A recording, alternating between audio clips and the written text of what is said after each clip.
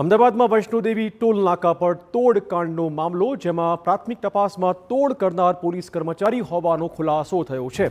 પોલીસે 2 પોલીસકર્મી અને 2 ટીઆરબી જવાનને સામે ગુનો પણ દાખલ કર્યો છે. વૈષ્ણોદેવી 4 રસ્તા નજીક ટોલ નાકા પાસે આ ઘટના બની હતી. દારૂના કેસમાં ફસાવવાની ધમકી આપી 1.5 લાખ રૂપિયા માંગ્યા હતા. 2 પોલીસકર્મી અને 2 ટીઆરબી જવાનો પર 20,000નો કર્યો હતો તોડ. આ પ્રકારનો આરોપ. પોલીસે ફરિયાદ નોંધીને કેસમાં તપાસ શરૂ કરી છે.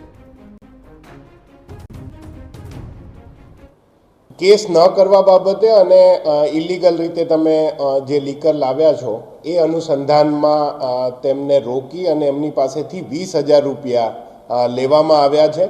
અને હાલ પોલીસ જે જવાનોની ડ્યુટી છે, જે ટીઆરબી જવાન જેની સાથે હતા, એ ટ્રાફિકના જવાનોની હાજરી પત્રક અને સીસીટીવી ફૂટેજ એ આધારે તપાસ કરી રહી છે અને તાત્કાલિક ધોરણે કાયદેસરની કાર્યવાહી કરવામાં આવશે.